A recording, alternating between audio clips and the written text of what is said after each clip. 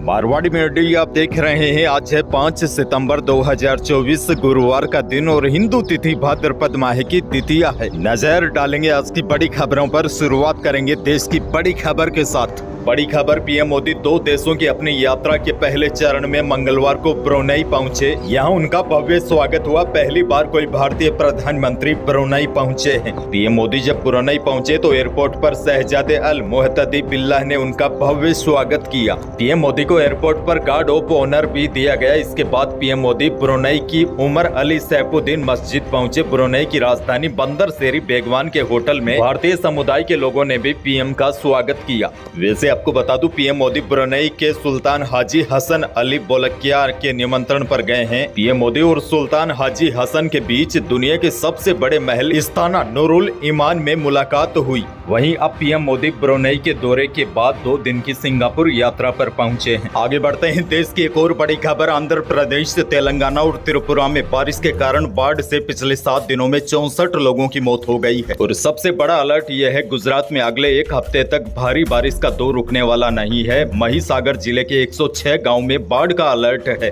आगे बढ़ते हैं। देश की एक और बड़ी खबर, पहलवान विनेश फोगाट और बजरंग पूनिया के हरियाणा विधानसभा चुनाव लड़ने की चर्चा तेज हो गई है। उन्होंने दिल्ली में राहुल गांधी से मुलाकात की। इससे दोनों के चुनाव लड़ने के संकेत मिले हैं। राहुल से मिलने के बाद वो कांग्रेस के राष्ट्रीय महासचिव केसी वेणुगोपाल से भी मुलाकात की। उनकी करीब 20 मिनट तक यह मुलाकात हुई।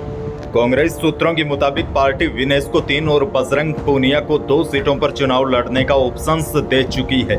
मीडिया रिपोर्ट्स के मुताबिक विनेश फोगाट अपने ससुराल जिंद के जुलाना और बजरंग पूनिया झज्जर के बादली में चुनाव लड़ सकते हैं। आगे बढ़ते हैं। बड़ी खबर, पेरिस पैरालंपिक 2024 में राजस्थान के सुंदर गुर्जर ने जेवलिन थ्रो में ब्रॉन्ज मेडल जीता। सुंदर ने 64.96 मीटर की दूरी तक भाला फेंका। सुंदर गुर्जर गंगापुर सिटी के टोडा भीम के देवलेन गाँव के रहने वाले हैं। मुख्यमंत्री भजनलाल शर्मा ने सुंदर गुर्जर को कांस्य पदक जीतने पर बधाई दी। उन्होंने कहा कि राजस्थान के करौली जिले के प्रतिभाशाली एथलीट सुंदर गुर्जर ने पेरिस पैरालंपिक में भाला फेंक प्रतियोगिता में कांस्य पदक प्राप्त कर न केवल देश बल्कि पूरे राजस्थान का मान बढ़ाया है। दरअसल आपको बता दूं, साल 2016 में सुंदर गुर्जर के एक दोस्त के घर पर हुए हादसे में उनकी कलाई पर टिन शेड गिर गया था, जिससे उनका बायां हाथ काटना पड़ा था। बहरहाल आगे बढ़ते हैं। राजस्थान से बहुत बड़ी खबर, भजनलाल सरकार की कैबिनेट बैठक में बुधवार को बड़े फैसले लिए गए। महिलाओं को पुलिस विभाग की भर्ती में 33% आरक्षण मिलेगा। इसके लिए कैबिनेट ने राजस्थान पुलिस अधीनस्थ सेवा नियम में संशोधन किया है। इसके साथ ही अब विशेष योग्यजन सरकारी कर्मचारी की मृत्यु होने पर उसके आश्रितों में उसके करीबी रिश्तेदार भी शामिल हो सकेंगे।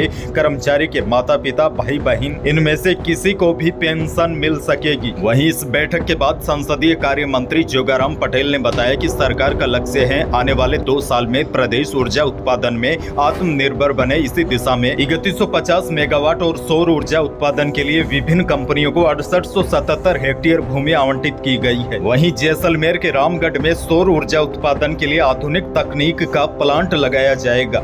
अच्छा देखिए, इस बैठक में नए जिलों पर भी गहन मंथन हुआ। संसदीय कार्य मंत्री ने कहा कि पिछली सरकार ने नियमों से परे जाकर बिना किसी आधार के जनहित के विरोध में कुछ जिलों का गठन किया है। अब इसको लेकर एक एक्सपर्ट कमेटी बनाई गई है। एक्सपर्ट कमेटी की रिपोर्ट के परीक्षण के बाद तय होगा कि कौन सा जिला रहेगा और कौन सा नहीं रहेगा। स्क्रीन पर देखिए, यह वह जिले हैं जो मापदंडों पर खरे नहीं बैठ रहे हैं। आगे बढ़ेंगे। राजस्थान से बड़ी खबर, शिक्षा मंत्री मदन दिलावर ने प्रदेश के शिक्षकों को शिक्षा दिवस की अग्रिम बधाई दी है। साथ ही में मदन दिलावर ने 5 सितंबर को यानी कि आज आयोजित होने वाले राज्य स्तरीय शिक्षक सम्मान समारोह के लाइव कार्यक्रम में अधिक से अधिक शिक्षकों को जोड़ने के लिए कहा है। उन्होंने कहा कि आज 5 सितंबर को ही प्रतिभावान विद्यार्थियों को टैबलेट वितरित किए जाएंगे। उन्होंने होनहार छात्र छात्राओं के लिए बड़ी सौगात देते हुए टैबलेट देने का ऐलान भी किया है। बड़ी खबर यह है, शिक्षा मंत्री मदन दिलावर ने शिक्षा संकुल में ली अधिकारियों की बैठक में बड़ी घोषणा करते हुए शिक्षक दिवस पर यानी कि आज प्रदेश के 55,800 बच्चों को टैबलेट बांटे जाएंगे। आगे आगे बढ़ जाते हैं राजस्थान से एक और बहुत बड़ी खबर। राजस्थान में वन स्टेट वन इलेक्शन लागू करने के लिए कमेटियां बनाएगी सरकार। ऐसे में नवंबर में होने वाले चुनाव टल सकते हैं। दरअसल राजस्थान सरकार की मंशा प्रदेश में 291 निकाय और 7000 पंचायतों में एक साथ चुनाव करवाने की है।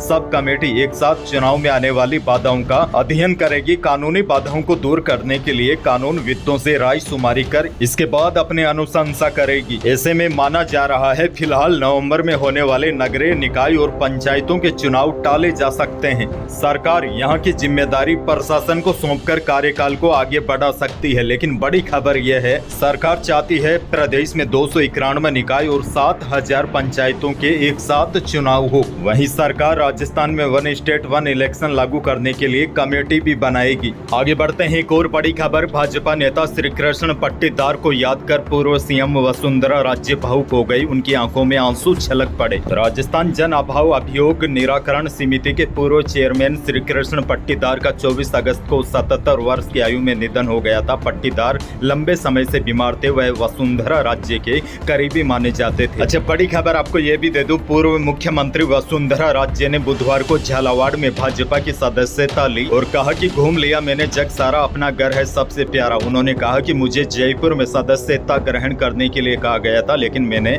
यह निर्णय किया कि मैं अपने घर झालावाड़ में ही सदस्यता लूंगी। आगे बढ़ते हैं आपके लिए एक और बड़ी और बेहद ही काम की खबर। देखिए, प्रदेश भर में साइबर ठग किसी न किसी तरीके से आमजन के खाते को खाली कर साइबर ठगी कर रहे हैं। यदि आपके पास आधार लिंक करवाने, क्रेडिट कार्ड पर पेनल्टी लगाने और आपका मोबाइल नंबर गैर कानूनी गतिविधियों में उपयोग में हो रहा है, जैसे फोन कॉल आए, तो तुरंत सावधान हो जाना चाहिए और अपने खाते की कोई भी निजी जानकारी किसी को भी शेयर नहीं करे। कई बार ठग आपको वीडियो कॉल करके आपकी स्क्रीन शेयर भी कराने की बात कहेंगे, लेकिन आपको उनके झांसे में नहीं आना है और सतर्कता बरतनी है, तभी आप इस जमाने में ठगी के शिकार होने से बचे रह सकते हैं। अच्छा, सबसे बड़ी जानकारी तो आपके लिए ये है, अगर आप Facebook, Instagram, WhatsApp, Telegram use करते हैं तो बेहद ही सावधानी बरतनी होगी। सोशल मीडिया को सावधानी के साथ इस्तेमाल करें। अपनी कोई भी संवेदनशील जानकारी को किसी भी सोशल मीडिया अकाउंट पर पोस्ट करने से बचे और आपको किसी भी अनजान लिंक पर क्लिक करने से भी बचना चाहिए। आगे बढ़ते हैं बड़ी खबर। वायदा बाजार की नरमी के असर से बुधवार को चांदी 1000 रुपए कम होकर 83,800 रुपए प्रति किलो रही।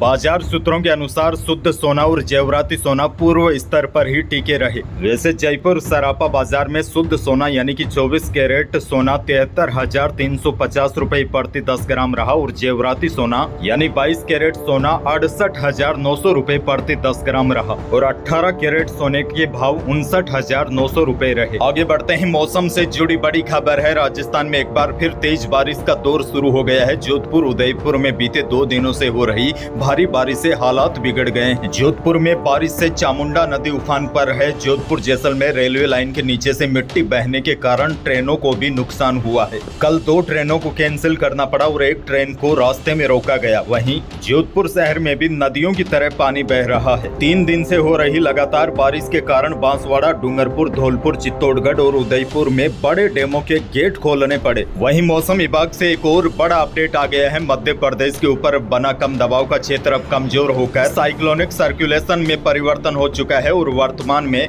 दक्षिणी पश्चिमी राजस्थान के ऊपर सक्रिय है। और देखिए, इससे भी बड़ा अपडेट यह है, एक और नया कम दबाव का क्षेत्र बंगाल की खाड़ी में आगामी 24 घंटों में बनने की संभावना है। इन सभी सिस्टमों की वजह से कल जोधपुर, उदयपुर, कोटा संभाग में कहीं कहीं पर भारी से अति भारी बारिश भी दर्ज हुई। आने वाले दिनों में पूर्वी राजस्थान के अधिकांश भागों में 3-4 दिन मानसून सक्रिय रहने तथा कहीं कहीं पर भारी बारिश की संभावना है और पश्चिमी राजस्थान के जोधपुर और बीकानेर संभाग के भी कुछ भागों में आगामी 2-3 दिनों के दौरान मेघ गर्जन के साथ मध्यम से तेज बारिश की संभावना है और जोधपुर संभाग के कुछ जिलों में तो आगामी 2-3 दिनों के दौरान कहीं कहीं पर भारी बारिश होने की संभावना है।